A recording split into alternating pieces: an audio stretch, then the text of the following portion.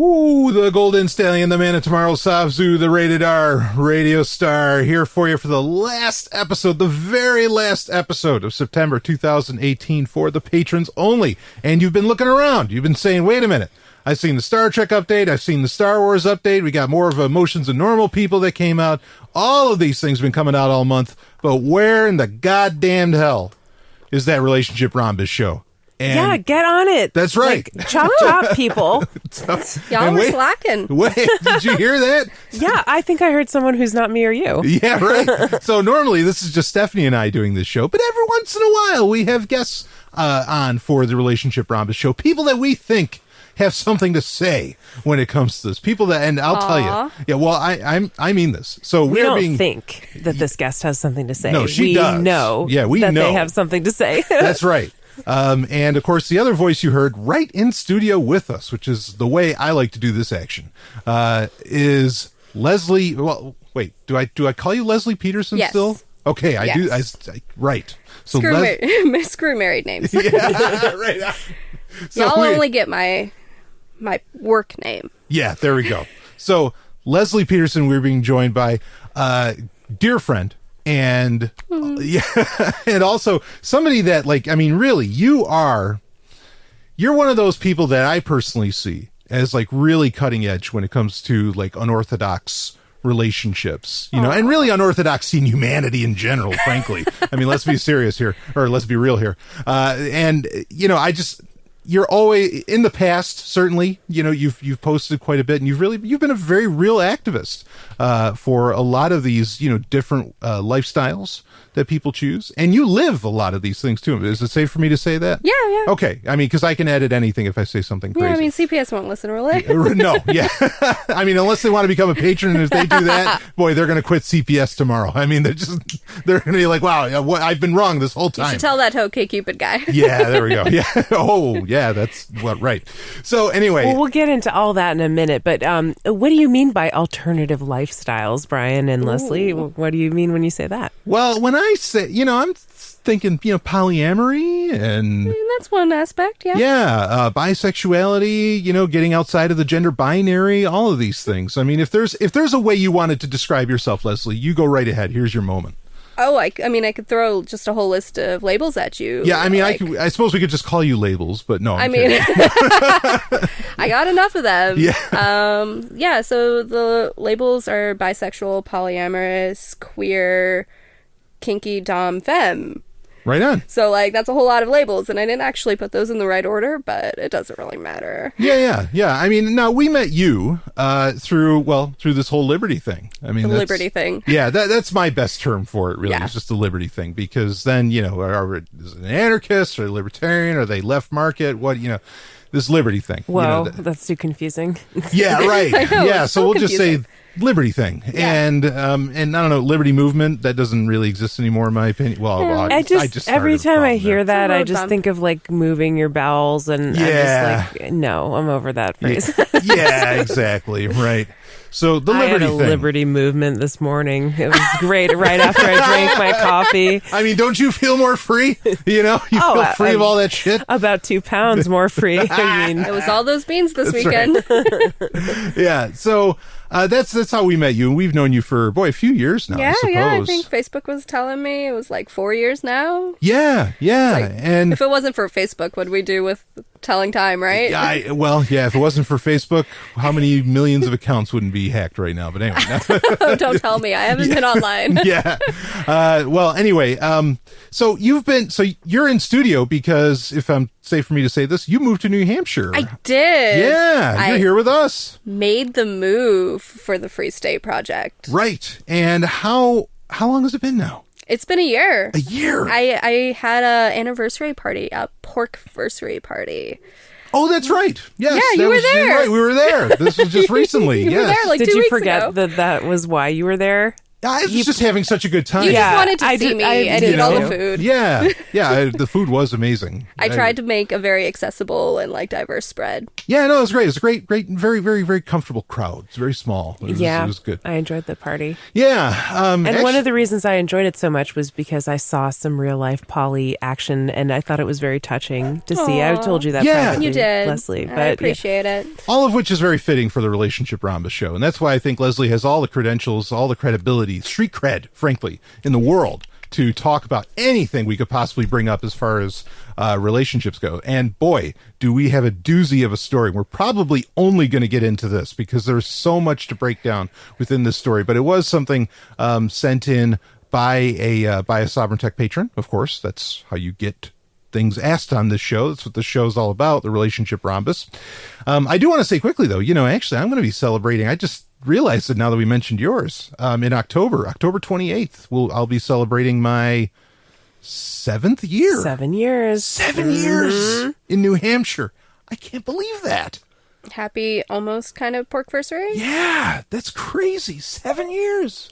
Wow. I remember it was always amazing, Stephanie, when you'd say you'd been here for 10, and now you've been here for I've been here for over 12. 12 years. Woo. Yep. All right. 2006 was when I moved. Did you get a mover number? Yeah, it's somewhere written down, I okay. think. We were waiting for the last of our triad Yeah. before we got our signer numbers. Yeah. Because I came up early. Yeah, great people, I'll tell you. Yeah, Anyway. I love them. Yeah. I was 966. That's Wow, one of those early movers. Yeah. I don't remember what I was. Well, you're in the first 1,000. Definitely in the first Yeah. 1,000, yeah. Yeah. I don't know. I want to say like 4 something. 420. No, definitely not 420. That would be really Don't ironic. pull an 'cause Elon Musk. I don't Right, yeah. consume cannabis at all, and I'm like a total like straight edge. But, I was going to say that coffee comment earlier. well, right. I don't even consume coffee. I was just making a joke. But yeah, I don't know. I got a number somewhere in there, but the important thing is like, I don't know. I mean, the important thing is I'm here, right, in New Hampshire, and this is my home now, and I'm so glad I came here. Hell yes. Yeah. And we're so glad that Leslie came here too. I'm so glad I came. Yeah. We are too. Yay!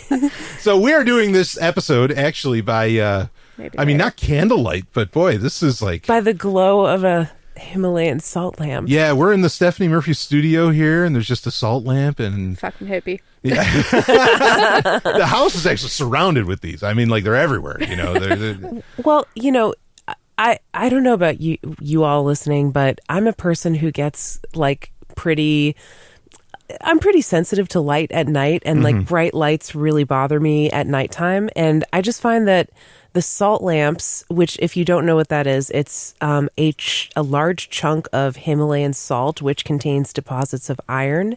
So it has like a reddish or pinkish or orangish kind of tint to it. Right. But it's also like a giant crystal of salt. And they kind of bore a hole in it and put a LED light or some kind of incandescent little light bulb inside. And so when you turn it on, it creates this orange soft glow around the room. Yeah. And it's not real bright, but it's like warm. It almost looks like a flame a little bit in some ways. yeah. Yeah, it's very candlelight, Yeah. firelight. And I just really like them because I find that they don't just harsh me out like most lights do at night. Yeah. Yeah.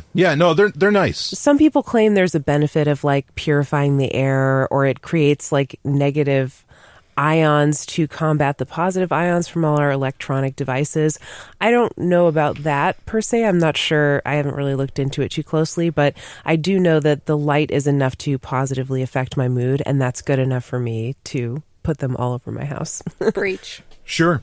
I'll give 2 warnings, though. If people decide to mimic what we do with these lights and having them all over the place. First warning is if you're going to be away from home for extended periods of time, maybe over a day or even like a good chunk of a day, turn them off, because when you buy them on Amazon or eBay or wherever, I think they use repurposed light fixtures. Yeah, go inside read of them. those customer reviews and Yeah, We'll see. yeah, and they're repurposed, and they'll just like go up in flames like randomly at points. Like you'll get a shock, and I mean, It's like the Hitachi ones. I haven't heard about this. Oh. Is there a danger from... Yeah, like the early Hitachi ones had really bad cords and would like start fires and like Yeah. they'd catch people's beds on fire as they're masturbating.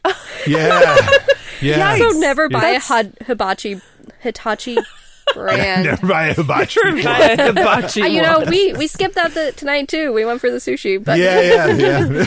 but yeah, don't buy the Hitachi wand because it's gonna catch fire. Wow. Yikes. I mean, that's a mood killer. Yeah. Unless you're into that, I guess.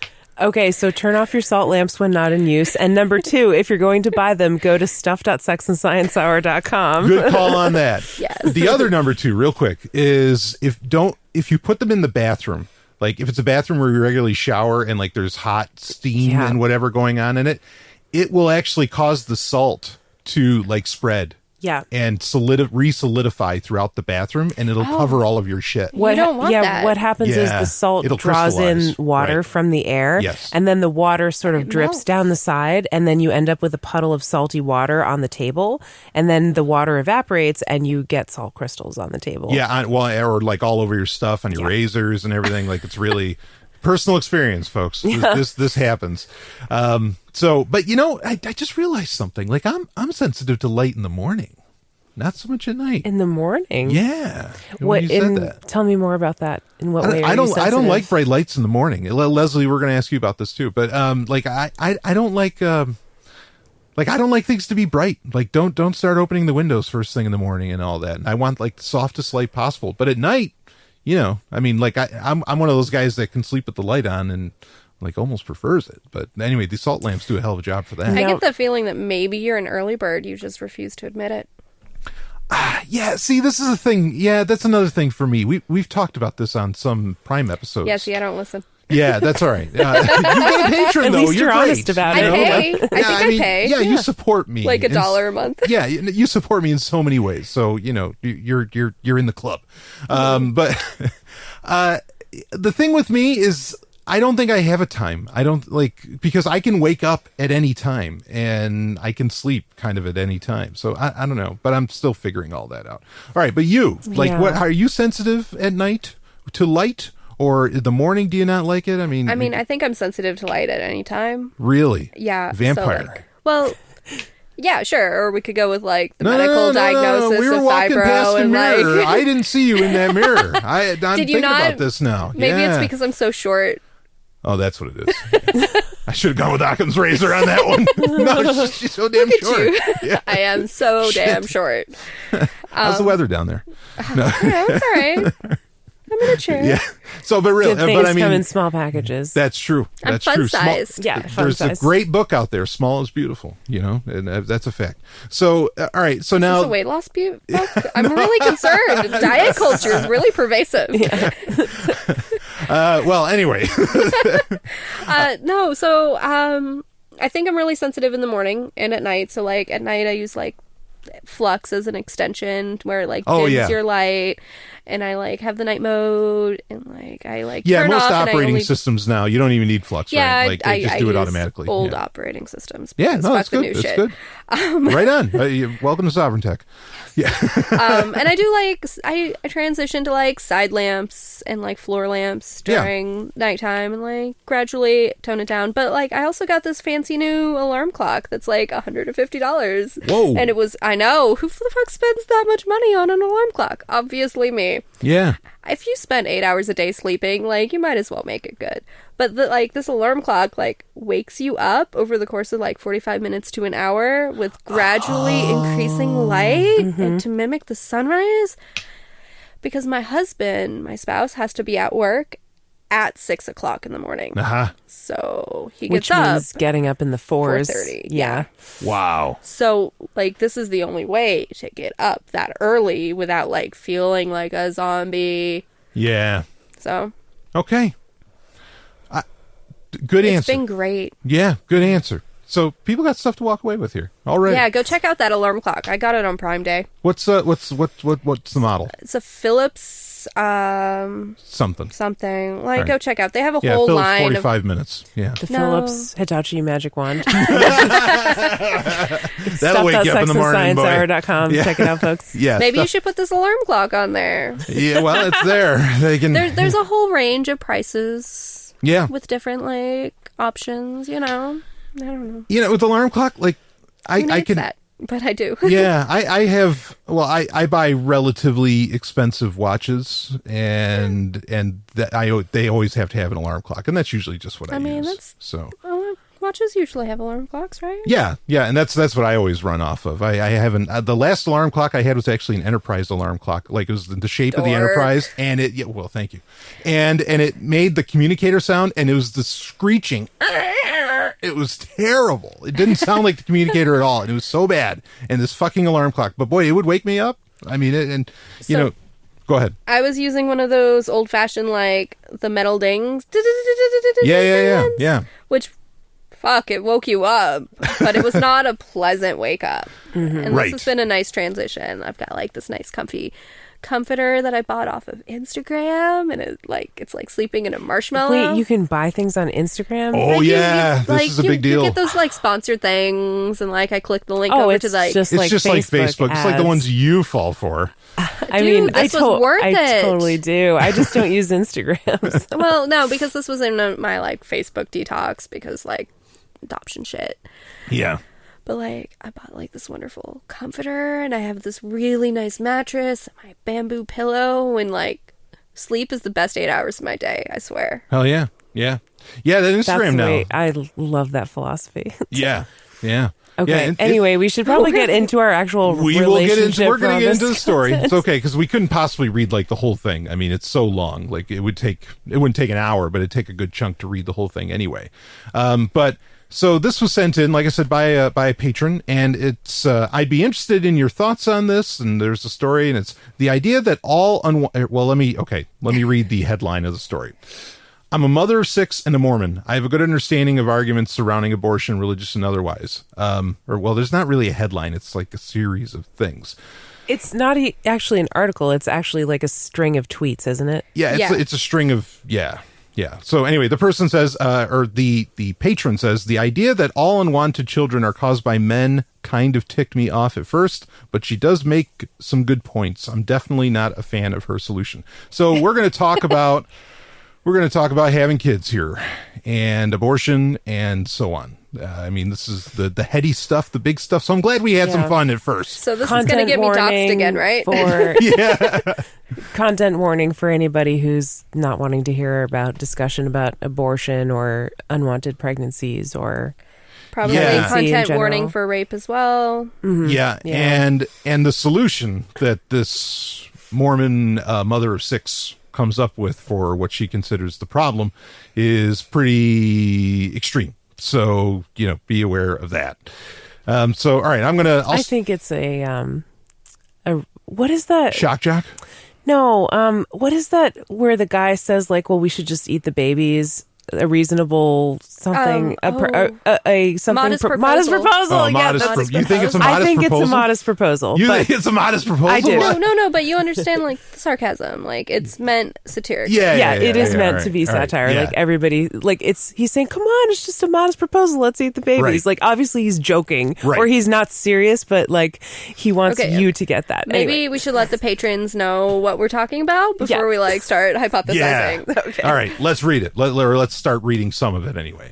And if someone wants to like break in, I guess at a point. I'll have comments. Yeah. You can just either raise your hand or just go, something like that. Here we go. I'm a mother of 6 and a Mormon. I have a good understanding of arguments surrounding abortion, religious and otherwise. I've been listening to men grandstand about women's reproductive rights, and I'm convinced men actually have zero interest in stopping abortion. Here's why. If you want to stop abortion, you need to prevent unwanted pregnancies. And men are 100%, keyword, or key term, 100% responsible for unwanted pregnancies. No, for real, they are. Perhaps you are thinking, it takes two. And yes, it does take two for intentional pregnancies. But all unwanted pregnancies are caused by the irresponsible ejaculations of men. Period. Don't believe me? Let me walk you through it. Let's start with this. Women can only get pregnant about 2 days each month, and that's for a limited number of years. I'm going to stop there for a second. How do we feel about that? 2 days a month. Is this accurate, Dr. Murphy? It depends on the age and fertility level of the woman. Okay. Or the person who's going to get pregnant. But I've heard there's 2 most fertile days per month, but the fertile window is probably more like 4 to 6 days. Okay. Yeah. Leslie? And even that, that's the fertile window. That doesn't mean that, sperm can survive for a period of time. And, there's still a chance of pregnancy even outside the fertile window. Those are, the most likely days. Sure. So, this whole thing. But can we go back to, the very beginning? Sure. Which part? The 100% of the time. What do you got to say? This is extremely invalidating. She hasn't made her case yet. I know, but it's extremely invalidating towards trans and non-binary or gender non-conforming identities, which make up a more significant part of the population than some people care to admit, and this Mormon woman obviously is ignoring.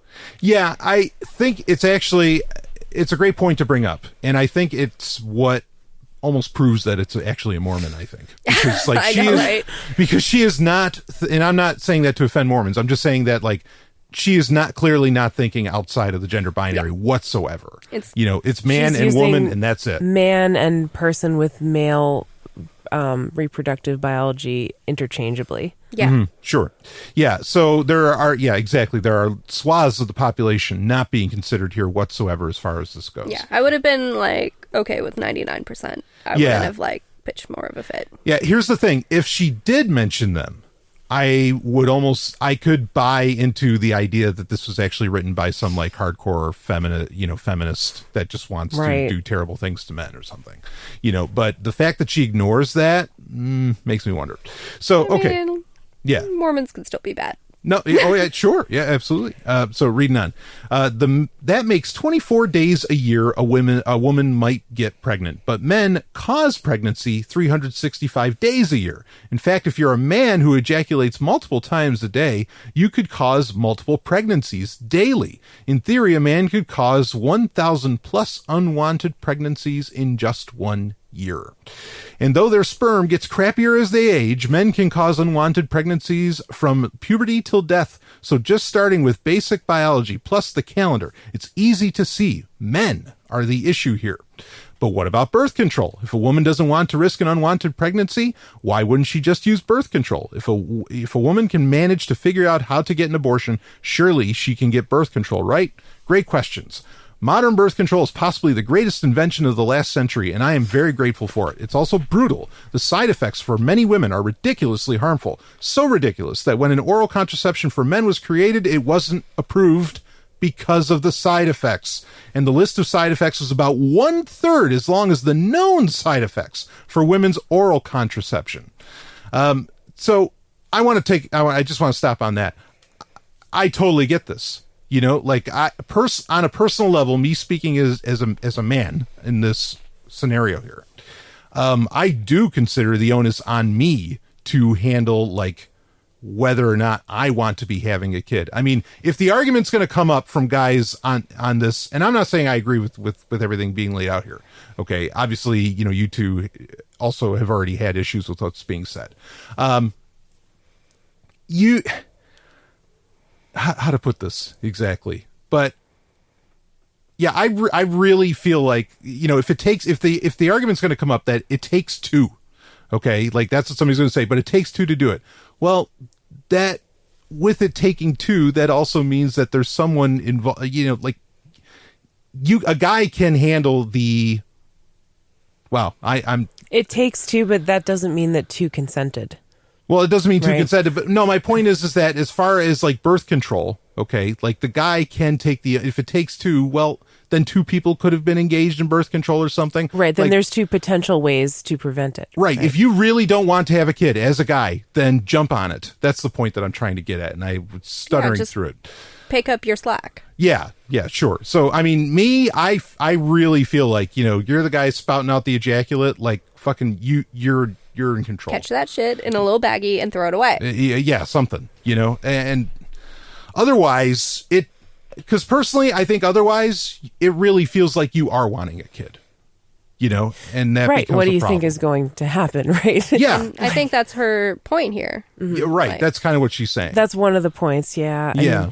I agree with the idea that a lot of people just flippantly dismiss and say, oh, well, women, if they don't want to get pregnant, they should be taking birth control. Well, they're completely ignoring like all the host of side effects, which are brutal, as she said. Yeah. Very. Yeah. And that's the thing. So I have a vasectomy.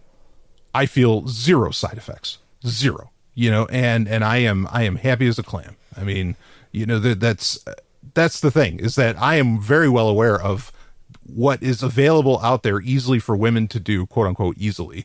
Okay. Quote unquote. And all of it just sounds like a nightmare, like it changes so much of the chemistry of a woman to where like she could be attracted to somebody that normally she wouldn't be attracted to, and so on. I mean, there's really big issues with this. I mean, that's one that's not even get you sick. Go ahead. It took me years to find a birth control method that worked for me, and I finally found an IUD, and let me clarify, this is the best one I found. And I still had about 20 pounds of weight gain, an increase in testosterone, right, unwanted facial hair. I plucked more hairs on my face than I care to admit. And mood swings, and not to mention the painful insertion, the bleeding. Like, the best part is I haven't menstruated since I put it in, but Yeah. If are the rest of these really worth it? But these are better than the other options. What does that say about the other options? Yeah. So, well, reading on here a bit, I'm skipping at points because this is very long. Of course, link is in the show notes and people can read the whole thing if they want. But good news, men, even with the horrible side effects, women are still very willing to use birth control. Unfortunately, it's harder to get than it should be. Birth control options for women require a doctor's appointment and a prescription. It's not free and often not cheap. In fact, there are many people trying to make it more expensive by fighting to make sure insurance companies refuse to cover it. Oral contraceptives for women can't be acquired easily or at the last minute, and they don't work instantly. What do you got? Let's give props. I think it's CVS who has now put prescribers in their pharmacies, and you can get a birth control prescription in the pharmacy without seeing a doctor. Oh, well. So props to them for doing that. Agreed.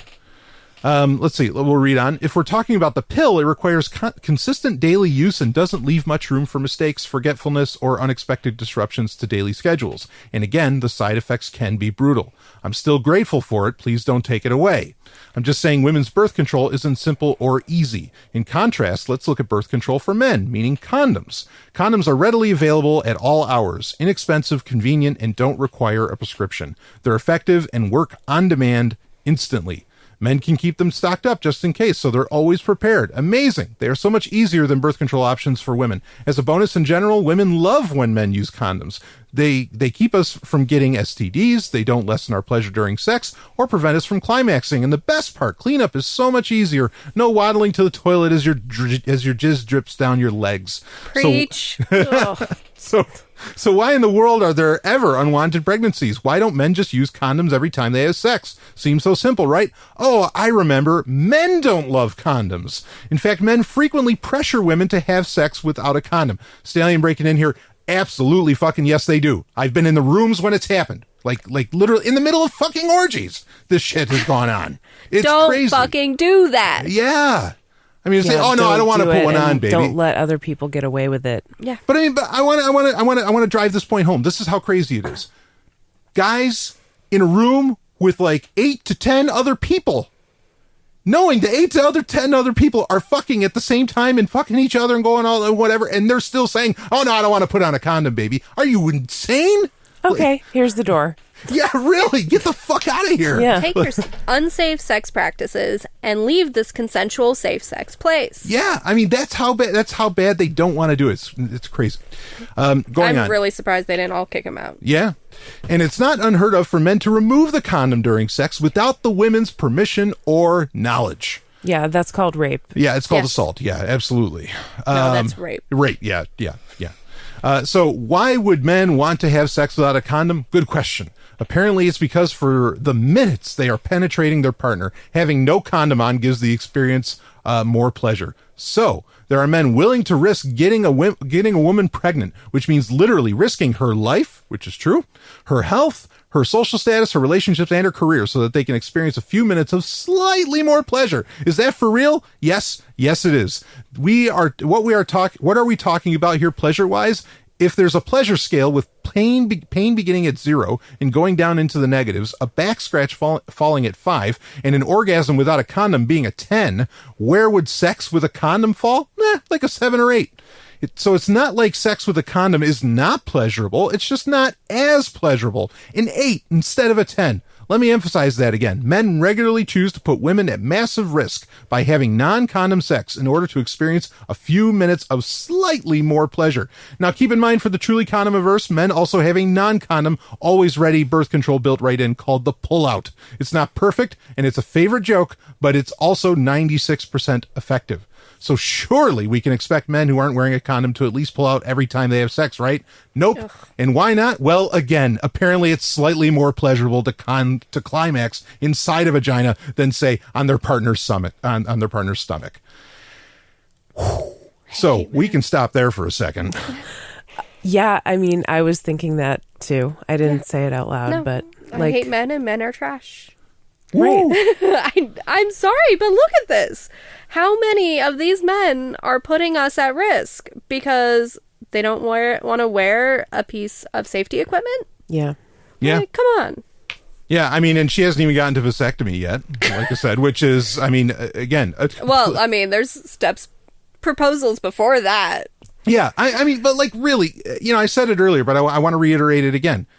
If you as a guy are wanting to be promiscuous and you believe in self-responsibility, why in the goddamn hell wouldn't you do your own, make sure you yourself are not going to get somebody else pregnant? You want to know why? They don't believe in self-responsibility. They want to be selfish, but they don't want to take the responsibility. Couldn't have said it any better. I don't, and obviously, okay, I hate that I have to do this, whatever. Hashtag not all men. Oh, you had to go there? Yeah, I mean, okay, just so nobody gets crazy. I mean, obviously, I know other people besides myself that get vasectomies with this very thing in mind. They want to be promiscuous or something. And, they don't want there to be, and, they don't want to bring a life into the world. They don't want to bring a life into the world. I do feel the need to clarify. I have masculine partners, and they are not trash, and I don't hate them. Right. But men are trash. Stephanie, you're just staring. Like, what's going on? Well, a bunch of things, but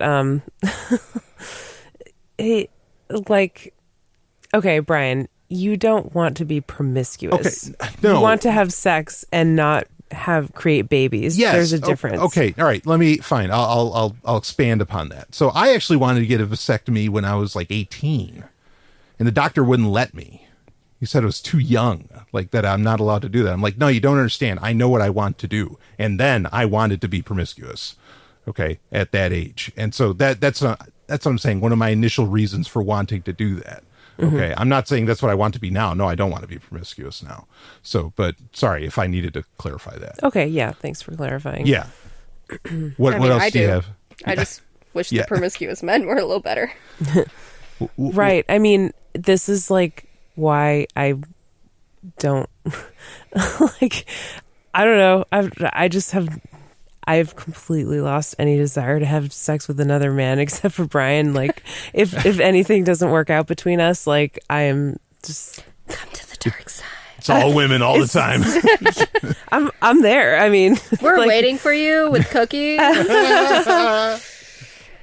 Yeah, I mean, there's just like bye, Brian. It's so unbelievable that someone would literally put your life at risk just because they have to, like, they're so selfish and so self-centered that they just want to experience like a little bit more pleasure, you know?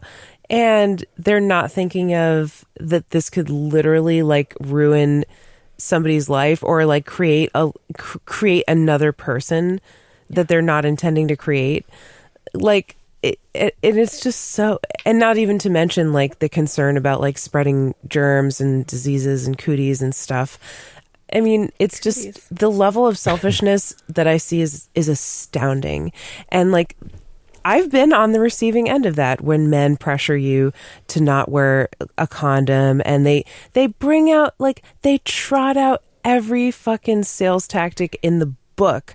They try to sell you on it as though there's any benefit to you as a woman, and there's fucking not. And it's just such bullshit, and I hate it. And I'm so mad at the times when I've been on the receiving end of it, and I never let them get away with that shit, but I know a lot of people did. Yeah. And I think it's sad. It's unbelievable. I don't think it's just you. I think any woman who has had sex with men has gone through this. Absolutely. Like, absolutely. It's not just been one time that I've experienced. It's like it's like most of the time. Mm-hmm. All right. Yeah, that's why you grab onto the ones who don't do that shit. And don't let them go. Well, shall we read on? Yeah. Okay, let's talk more about responsibility. Again, I'm skipping through some of this, so if you want to read the whole thing, I do think it's a worthy read. Men often don't know and don't ask and don't think to ask if they've caused a pregnancy. They may never think of it or associate sex with making babies at all. Why? Because there are zero consequences for men who cause unwanted pregnancies. If the woman decides to have an abortion, the man may never know he caused an unwanted pregnancy with his irresponsible ejaculation. If the woman decides to have the baby or put the baby up for adoption, the man may never know he caused an unwanted pregnancy with his irresponsible ejaculation, or that there's now a child walking around with 50% of his DNA. If the woman does tell him that he caused an unwanted pregnancy and that she's having the baby, the closest thing to a consequence for him is that he may need to pay child support. But our current child support system is well known to be a joke. 61% of men or women who are legally required to pay it simply don't, with little or no repercussions. Their credit isn't even affected. So many men keep going as is, causing unwanted pregnancies with irresponsible ejaculations and never giving it a thought.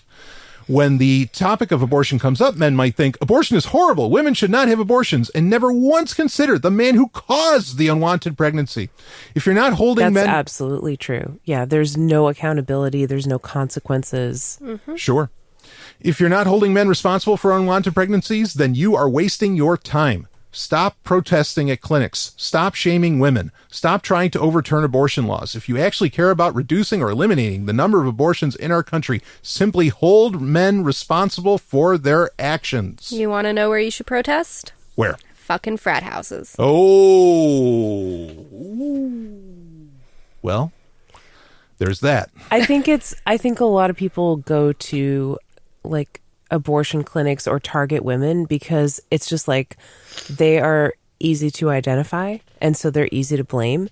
Like, good luck tracking down the father, right, of that pregnancy. Sure. And it's just like they can't find them, so it's like, all right, well, I guess you get off scot-free, but oh, look, there's this woman right in front of me that's, I'm going to blame her, you know. Oh God. Out of all the ways that women and femmes are invisible, the one time we're visible is when we're carrying somebody else's mistake. Yeah. And we get blamed for it. Yeah. Yeah. Yeah, it's absolutely true. I mean, it makes me so mad, like, reading this or hearing this, but it's important to read and think about. Because, yeah, I mean, I agree, like, nobody ever talks about fathers.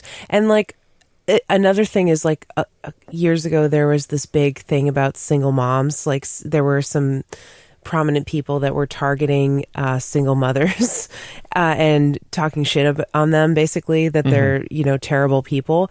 And it just struck me in those conversations how the father, like, okay, what about the father who is not like raising their children? Yeah. You know, it takes a father who is absent to create a single mother. And also it takes a mother who chose to, like, raise a child, even though she was going to have to do that by herself, you know, so doesn't she get any credit for doing that? And I mean, there's just so much wrong with that picture, like putting all the focus and the hatred on the women.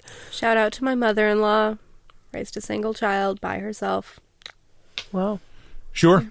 Now, to play a bit of devil's advocate here, okay, is it not possible that a woman could effectively trick a guy and say, oh, no, you don't have to wear that condom, and she wants a baby from him? You know, for example, the Heart song, All I Want to Do Is Make Love to You, is literally about this, about a woman who picks up a guy who's walking on the side of the road, and she uses him to get pregnant. And in fact, she never tells him in the song. I mean, the story of the song, and it's a song, it's fiction, I guess you could argue, right? You know, like, there's the point where the guy sees the baby's eyes and knows that it's his, and she never told him, and she begs him, like, please understand, I'm in love with another man, but the one thing he couldn't give me, is the one thing that you can, you know, saying that to the guy. So this is something that, at the very least, Heart wrote a huge hit song, #1 hit song about doing. What about that? I mean, it's arguable that that's an unwanted or unintentional. Like, it's quite clearly wanted and intentional by the person who has to bear the burden of that pregnancy. That being the woman. Yes. Okay. But, like, did the guy cause that? That wasn't unwanted. Oh, right. Yeah. Okay. Is it, what, you got anything on that, Stephanie? yeah, I agree with Leslie's impeccable logic there. And also,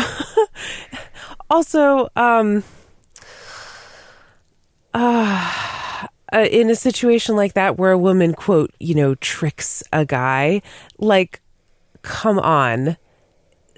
Like, if you're a man, you should apply a little bit more skepticism and a little bit more understanding of basic biology and science to your sexual endeavors, you know, like, like, okay, I get trusting a partner, but, like, don't trust someone that you don't know very well, right? Don't trust someone that you have a gut feeling that you shouldn't trust, right? Don't trust someone who has strong incentives to lie to you or whatever.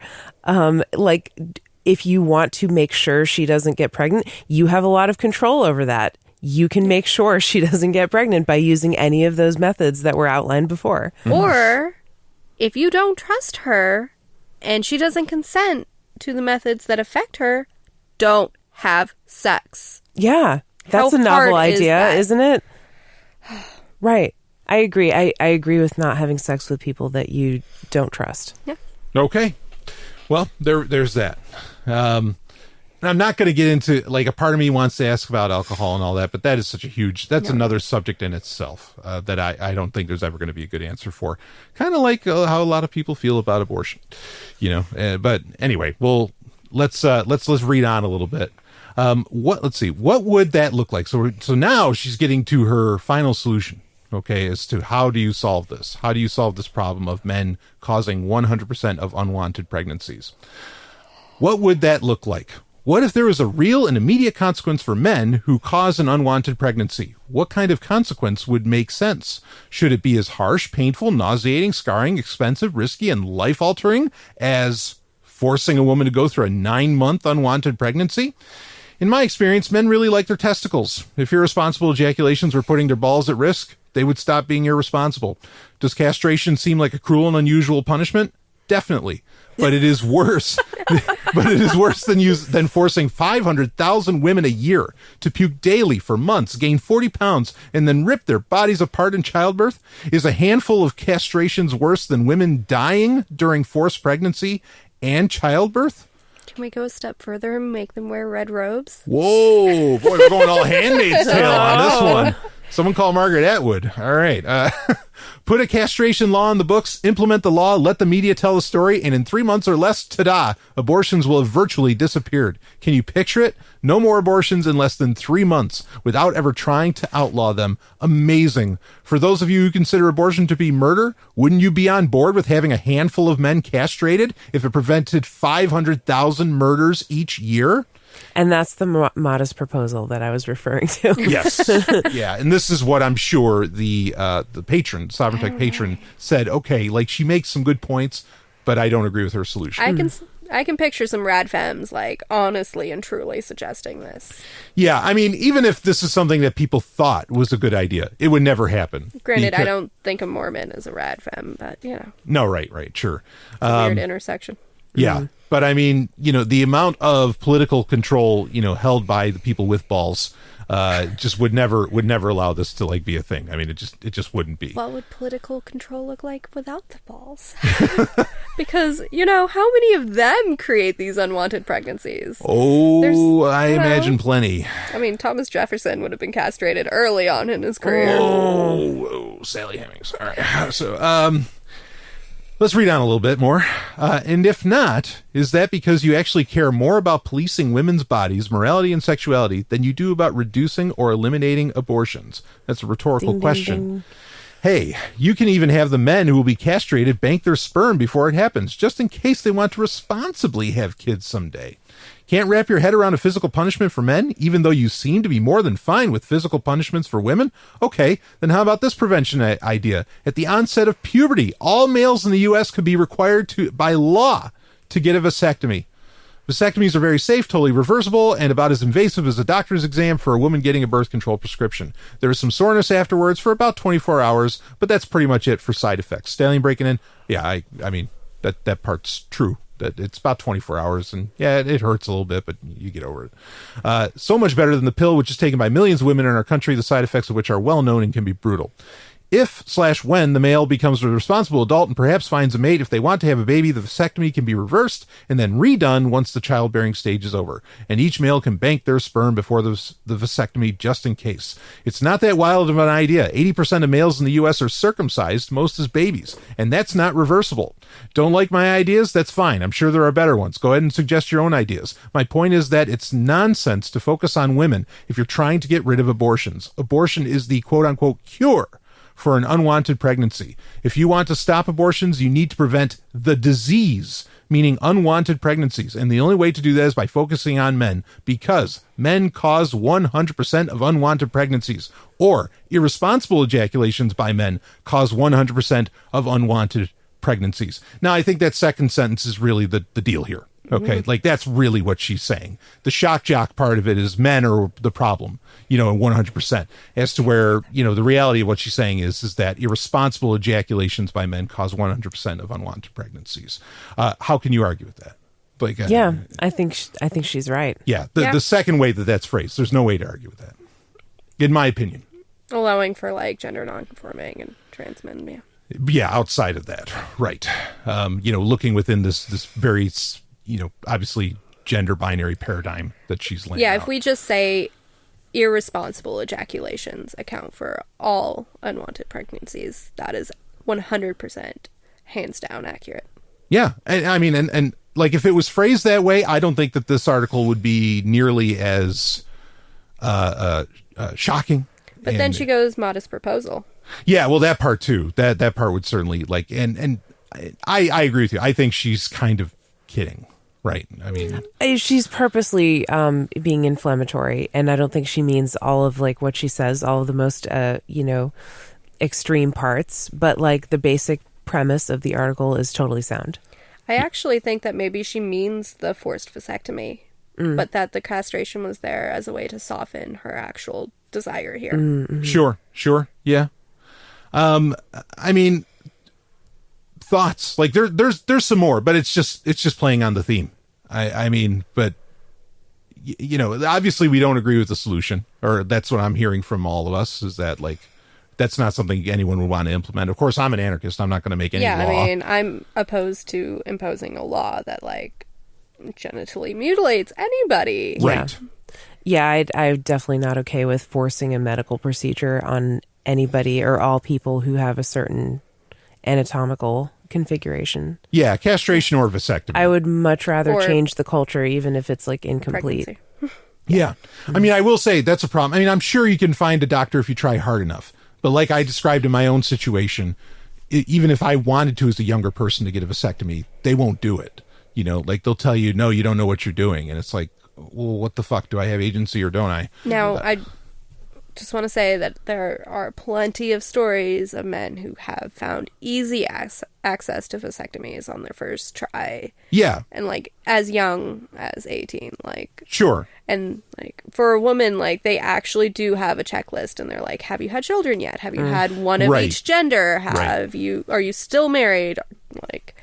You have to go through these things. Like, yeah, it's very difficult for women to access absolutely. tubal ligation. Yeah, so I'm actually surprised, honestly surprised, that your doctor was like, you're too young. Yeah, I think it's a roll of the dice, I think. Like, if you happen to go to a particularly religious hospital of some kind or something along those lines. That was your problem. That was right. your fault. Yes, yeah.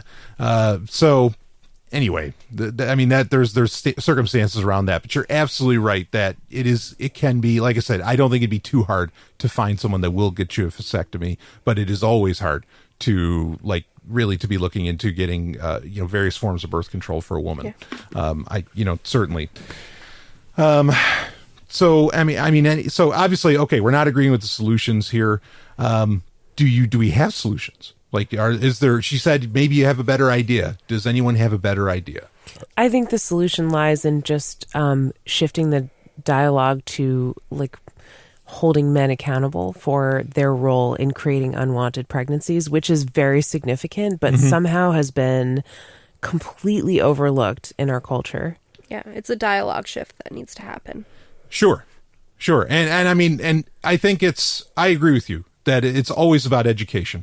And it's always about, like you say, a dialogue shift. And a dialogue shift in the sense that you've got, like, the way we think about pregnancy, the way we think about sex and all these other things, like, has to change. You cannot, I mean, you have to understand that, and I say this all the time on the show, you have to understand that sex in and of itself is something that co-evolved with two purposes: social lubricant, social lubricant and procreation.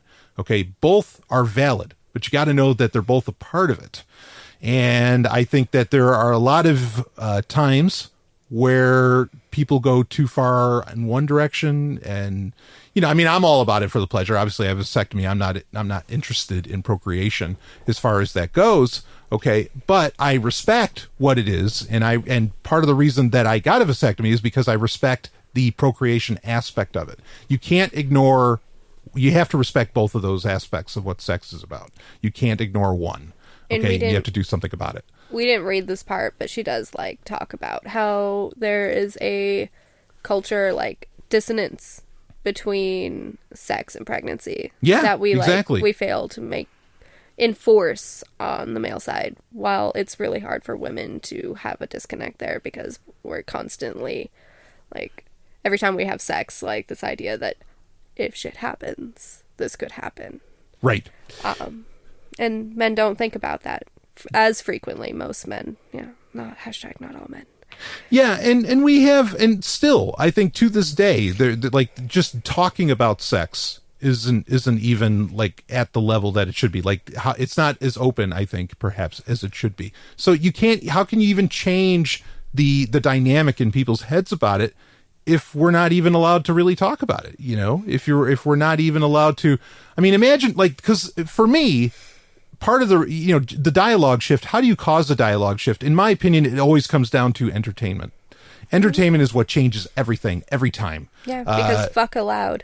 You just have to talk about it. Yeah, well, right. I mean, and if you wanted to put this kind of thing into a movie, you can't, because it's going to be rated R, or it's going to get rated X or NC-17 or something, and it's going to get effectively banned, because if you have more than 3 humps, it's over. And so, I mean, and you could say, well, there's plenty of movies that show sex and all that stuff, but I'm talking about having real conversations and everything about it, to where you could actually address this issue in it, and it won't happen. And I don't even think Hollywood would let the movie get made. The other day I was surprised that I watched a movie that let the right to die with dignity be addressed. Oh, you were telling me about that. I was telling you about that. But well, I mean, then maybe it is coming. Sometimes, like, I think there's a shift, and we just have to keep pushing. And maybe if we want to see it made, we need to write it and pitch it and push. No, you're right. Maybe it can be made, especially because the indie scene is so powerful now. For example, Professor Marson. For the internet. Yeah, Professor Marson and the Wonder Woman. Like, I never thought I'd see like a real, genuine polyamorous relationship on a mainstream film. I didn't think that would ever happen, and it did last year. And I think the importance of that film is, well, we'll learn in the future. So no, you're right. I agree with you. Actually, I think that shift can happen there. Don't be a negative Nancy. Yeah, I do that. It's my default. I assume malevolence at all times. It's terrible. Assume ignorance. Everyone's stupid. Yeah, assume ignorance. I love that. So anyway, yeah, I mean, as far as my thoughts on this, I get it. I get what she's really saying. I get the meta talk that's going on. And I think the real story is irresponsible ejaculations by men cause 100% of unwanted pregnancies. Now, if someone that's listening has a disagreement, please, we do the relationship rhombus once a month. I would love to get that question. I would love to hear your points. After you read this story for yourself, I want to hear your critique saying that no, irresponsible ejaculations by men are not the cause of 100% of unwanted pregnancies. Again, and that's not even including trans and Z and etc. Okay. I actually don't want to hear that. I want to hear I want to hear people contributing to things that spur discussion on the show, and I want to hear people's questions for us. But more than hearing how men don't cause unwanted pregnancies, I would like to hear how they've taken responsibility for their ejaculations, and also for them to know that if you are a person that takes responsibility for your ejaculations and doesn't cause unwanted pregnancies, then we're simply not talking about you, and you don't have to take it personally, and you don't have to feel offended, and you don't have to, get upset. Just know that it's not about you. You're not the one who's being critiqued. Yeah, if you don't if you could take more responsibility for your ejaculations, then, maybe you could think about how to do that. Remember in Legally Blonde where she's in class and she's like proving her stuff to the professor, and she's like, well, I wonder if he took responsibility for all of his ejaculations. Like, that's all I can think of right now. Yeah. Yeah. Well, I mean, and to speak to your point, I said this on the show many times, like, because I'll complain about Christians and I'll say, look, like one of the biggest problems with Christianity is hell. If you are a Christian that doesn't believe in hell, and there are lots of you, there are millions of you out there that don't believe in hell, or the popular conception of hell, then obviously, what's that? I thought that was where we were right now. Well, maybe, but if that's not you, if you don't believe in hell, well, then I'm not talking about you when I say Christians. You're a different kind of Christian, And so, yeah, I mean, that's just speaking to your point, Stephanie. That like if you're somebody that's responsible about it, well, then good. You don't have to worry about this article at all. You're part of the solution, not the problem. Mm-hmm. And and go forward and be proud of yourself. You don't have to feel offended. Yeah, exactly. Or personally attacked. Right. So anyway. Anyone else have anything they want to add to this? But I think we got it out there. I get the point. I think that this kind of thing needed to be said. I think it could have been said better at some points, but I get it. I get the frustration. I mean, I get it as much as I can understand it, because here's something I'm going to make very clear, and this is something else I've said many times. Society is so much harder on women than it is on men. That's just, I consider that an absolute fact. And, because of, well, I said it, and so when you get lashing out like this, I understand I have an idea of where that's coming from, because you're just so pushed and you're constantly being shamed and told it's your fault as a woman because you're a woman, something you couldn't even choose, and so on. And what's wrong with being a woman in the first place? I can hear this, and I can hear, and it's important to hear, like, oh, you don't like how she used those phrasings? Well, what is she really saying? What is she really getting at? And if you got to the end of the article, you could see what she was really getting at. And she's talking about her irresponsible ejaculations more than anything. So anyway, do we have anything else to add here? Otherwise, we can wrap this baby up. No pun intended. No, yeah, I like that. Oh, I just wanted to thank you for having me on the show, and I've had a great time. Yeah. Thank you, Leslie. It's been awesome having you on the show. We'll have you on again. I want to have you on again, too. Yeah, maybe we'll get you on a full Prime episode. I think that'd be a great time. Ooh. Yeah, I yeah. mean, you did promise me a character. Oh, the Sovereign Yes, Universe accountability. Hold him to that. I'm going to hold you accountable to your promises. The Sovereign Universe will grow as it does. So, but yeah, we'll get you out there so the thousands can hear you. So anyway, ladies, thank you so much for addressing this. This is a difficult article, I think, for a lot of people, but it raises points that I think are very important to be out there. And if any, again, send those questions in. Relationship Rhombus will make it happen. So, all right, that's it. Of course, Leslie, where can people follow you? You're on Twitter, right? I'm on Twitter and Instagram and Facebook. You can find me at Leslie Peterson. You spell that LESLEEPETERSEN. SEN. Okay. I know. That's why I said you need to spell it. Yeah, that's right. Well, I'll put it in the show notes as well for your Twitter at least. And of course, Stephanie is at smvoice.info, and the Golden Stallion, well, you know where to find me because you're here. I'm on Sovryn Tech. You are on Sovryn Tech. That's right. Yeah. So I will. Anyway, I think it's bedtime for everybody. I'm so tired. All right. Oh, such a long weekend. Yeah. So I will see all of you on the other side of October, I guess. Woo. Wake me up when September ends. Yeah. Oh, man. Jeez. She ended with that. All right. There it is. Wrap it up. See you on the other side.